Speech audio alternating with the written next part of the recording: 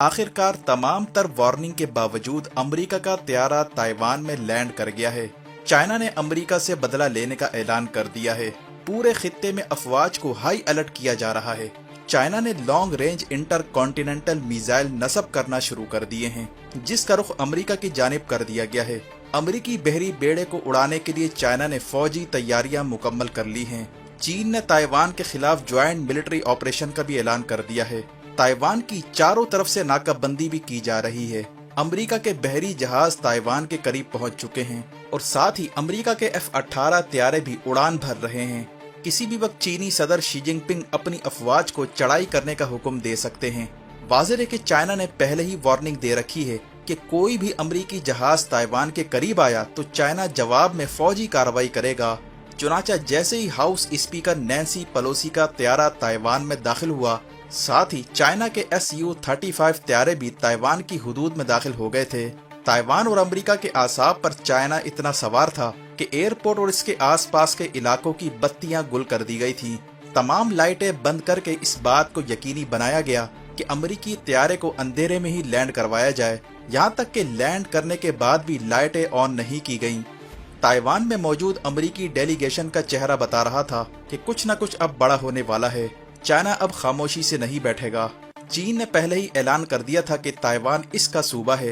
यहाँ किसी भी किस्म की अमेरिकी मुदाखलत चाइना से बर्दाश्त नहीं होगी। रिपोर्ट के मुताबिक चीन के कई इलाकों में सायरन भी बजाए गए हैं ताकि अवाम को किसी भी नागहानी सूरत हाल के लिए तैयार रखा जाए और इन्हें घरों में रहने का भी कहा जा रहा है।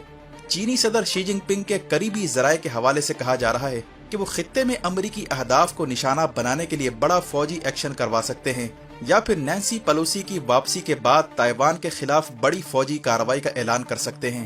चाइना के पास इस वक्त ऐसे मिसाइल मौजूद हैं जिनसे वो अमेरिकी बहरी बेड़ों को मिनटों में उड़ा सकता है। पैसिफिक एशिया में कौन बड़ा किंग बनकर सामने आएगा, इसका फैसला अब होने जा रहा है। माहिरीन का कहना है कि अगर अमेरिका और चाइना के माबैन तसादुम हुआ तो लोग यूक्रेन और रशिया को भूल जाएंगे। चाइना किसी भी सूरत कंप्रोमाइज करने के मूड में नहीं है। इस सूरत हाल के साथ ही अमेरिका के दीगर इत्तेहादी, खास तौर पर भारत, जापान, ऑस्ट्रेलिया समेत कई ममालिक परेशान हैं। किसी में इस वक्त हिम्मत नहीं है कि वो इस मामले में मुदाखलत करे।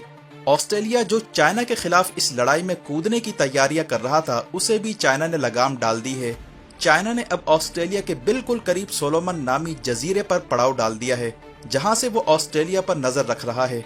इतला आ रही है कि चाइना ने फौजियान नामी सूबे में गोलाबारी की मशक़ें की हैं, जिसे अमेरिका के लिए वार्निंग करार दिया जा रहा है।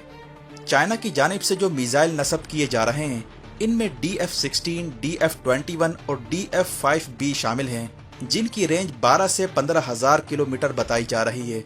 चाइना दिन भर रेलवे ट्रैक के जरिए मिसाइल और टैंक्स भारी तादाद में सरहदों पर पहुंचाता रहा है।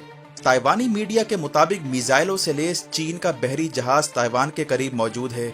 इन सब में अहम बात यह है कि पहली बार चाइना रूसी एयर डिफेंस सिस्टम S-400 का मुतबादिल सिस्टम मंजर-ए-आम पर ला रहा है, जिसे HQ-22 का नाम दिया गया है। माहिरीन का कहना है कि तमाम तर वार्निंग के बावजूद अमेरिका की आला तरीन ओहदेदार का ताइवान में उतरना ये आग पर तेल छिड़कने के मुतरादिफ है। अब जो कुछ होने जा रहा है, इसकी जिम्मेदारी अमेरिका और इसके इत्तेहादियों पर आयद होगी। यही वजह है कि खित्ते की हालिया सूरत हाल में अब कई ममालिक ने अफवाज को हाई अलर्ट करना शुरू कर दिया है।